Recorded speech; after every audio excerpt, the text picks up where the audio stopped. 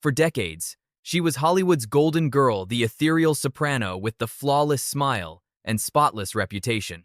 But behind the velvet gowns and Technicolor musicals, Katherine Grayson was guarding secrets that could have shattered the very image MGM built around her. Affairs with married co-stars, bitter rivalries, and scandalous revelations buried for years until now. Because what the studio never wanted you to know is finally coming to light, and it paints a very different picture of the woman behind the voice. Long before the red carpets and scandalous headlines, Katherine Grayson was just a small-town girl named Zelma Catherine Elizabeth Hedrickk. Born in Winston-Salem, North Carolina, she grew up in a modest, tight-knit household that prized discipline and dreams in equal measure. Her father, a building contractor, kept the family grounded.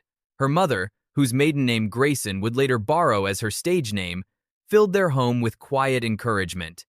But even as a child, something about Katherine stood out. She wasn't just talented, she was driven. At just 12 years old, she was discovered by chance, singing to herself in an empty opera house. A janitor overheard her and connected her to a vocal coach. It sounds like a fairy tale, but for Katherine, it was just the first step. Because what most people didn't realize even then was that this soft-spoken girl was already chasing something much bigger than anyone around her could see. And her next move? It would change everything. Hollywood didn't just discover Katherine Grayson, it claimed her. After her family moved to California in her teens, Katherine, now training relentlessly in opera, found herself swept into the golden grip of Metro-Goldwyn-Mayer. MGM didn't just make stars, it manufactured icons. And for a soprano with striking features and a voice that could stop hearts, the studio had big plans. She signed with MGM in the early 40s, a dream come true on the surface, but beneath the velvet contract was a steel cage. Like every rising starlet of the era, Katherine wasn't just acting in films, she was acting off-camera too. Her image was tightly controlled, her behavior monitored, her love life subject to approval. Public smiles were mandatory. Scandal? Forbidden. MGM cast her in glossy, patriotic musicals like Thousands Cheer and Anchor's Awe, placing her alongside giants like Frank Sinatra and Gene Kelly. To the world, she was the voice of elegance and virtue. But behind the scenes, the pressure was immense. Katherine was expected to embody the perfect woman, graceful, talented, untouchable. And the truth? She was anything but untouchable. Because behind those glowing Technicolor lights, something far less innocent was beginning to stir. On the set of Anchor's Awe, the cameras captured musical perfection, but what they didn't show was far more explosive.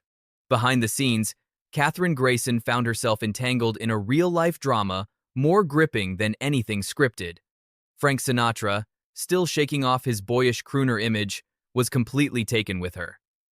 He wasn't shy about it either. Every day, fresh flowers. Every glance, deliberate. His affection for Katherine wasn't just flirtation, it bordered on obsession. But Sinatra had competition. Gene Kelly, all charm and masculine polish, was also circling. While he played the clean-cut sailor on screen, off-camera, his connection with Grayson was far more intimate. They shared long rehearsals that stretched suspiciously into the night. Whispers swirled. Crew members noticed the lingering looks, the vanished breaks, the tension that simmered when all three stars were in the same room. And it wasn't just harmless gossip. Letters Grayson wrote in private never meant to be seen paint a much more complicated picture. "Frank makes me feel like a girl again," she confessed. "But Gene makes me forget I'm supposed to be good." The studio, of course, knew. They always knew. MGM's executives were notorious for keeping tabs on their stars' personal lives, not to protect them but to control the fallout. Love triangles could tank careers, especially when one of the men involved was married. So everything had to be silenced, hidden, suppressed. What no one could have predicted was how deep the emotional stakes had grown or how close it all came to unraveling. Katherine Grayson believed in love, or at least she wanted to. Her first marriage, to actor John Shelton, was MGM approved, handsome, charming, and seemingly safe. But behind the carefully staged press photos was a quiet disaster. Shelton reportedly dismissed her career, belittled her ambition, and accused her of being too intense. The cracks widened quickly. Within 5 years, the dream dissolved. No children. No public scandal. Just a quiet, painful unraveling. Her second marriage, to Broadway star Johnny Johnston, seemed different, more passionate, more real. At least at first. But the pattern repeated. Johnston was charming, yes, but also wildly self-absorbed. He resented Catherine's fame, her vocal discipline, her tireless drive. When his own career began to stall, their home became a pressure cooker. He drank. She withdrew. And then came the ultimate betrayal. She discovered he'd been cheating multiple affairs, including one with a younger co-star. Catherine filed for divorce in 1951. Infidelity, she stated simply. But the real heartbreak wasn't the cheating. It was that, once again, she had given everything and it wasn't enough. Privately, she wrote, "I am always too much, and yet somehow never quite enough. 2 men. 2 shattered illusions. And at the center of it all, a woman who kept returning to the same silent battlefield, hoping this time it might be different. It never was." Katherine Grayson was the picture of innocence. At least, that's what MGM sold. America's operatic sweetheart was carefully molded into a pristine symbol of femininity, pious, polite, pure.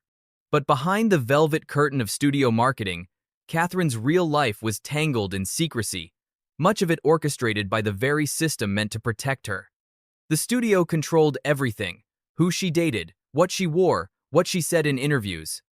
When rumors surfaced about a late-night rendezvous with a married director, MGM dispatched its fixers. The press never printed a word.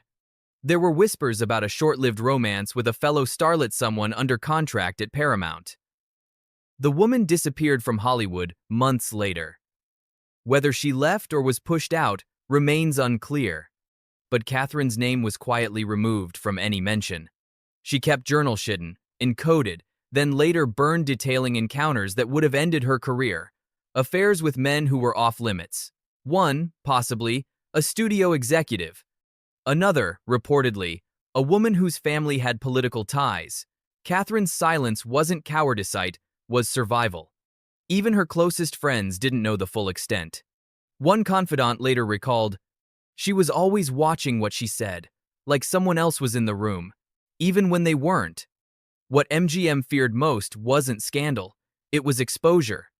And Catherine, disciplined, devout, and devastatingly lonely, carried those secrets to her grave.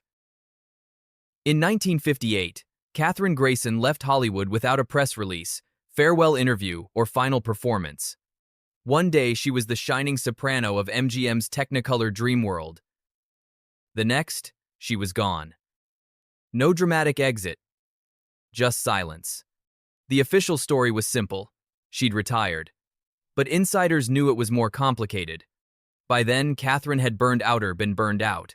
The studio system was crumbling, her musical style out of fashion, and the appetite for operetta queens had withered with the rise of gritty realism.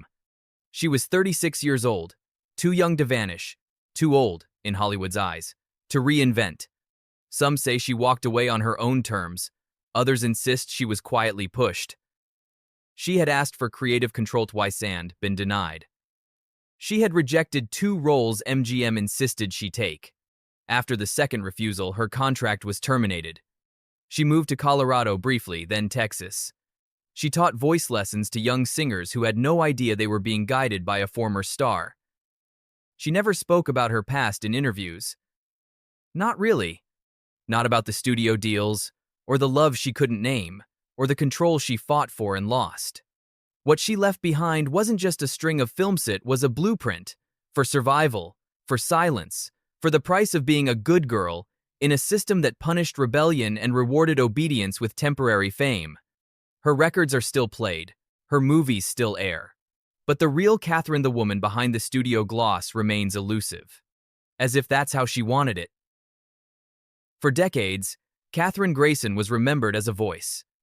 A pristine soprano, the porcelain ingenue of MGM musicals, a symbol of mid-century American femininity, poised, elegant, obedient.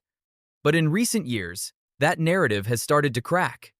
Film historians have begun revisiting her story not just through her performances, but through what wasn't said, what wasn't allowed, and what she wasn't allowed to be. The contracts that silenced her. The relationships she couldn't name. The roles she wanted and was denied. The talent that was boxed into a mold and marketed as perfection. Behind the areas and ball gowns was a woman who wanted more. More control. More meaning. More truth. Former students have come forward with stories of how she taught not just technique, but self-respect. How she quietly warned young women about the compromises demanded in the industry. How she carried herself with grace, but never submission. Her recordings, once praised only for their precision, are now heard differently, with more curiosity, more reverence, more sorrow. Because now we ask, what was she trying to say, even when she couldn't say it? In an era that rarely allowed women to control their own narratives, Catherine's was taken from her, and now, piece by piece, it's being reclaimed. Not just the story of a starlet, but the story of a survivor.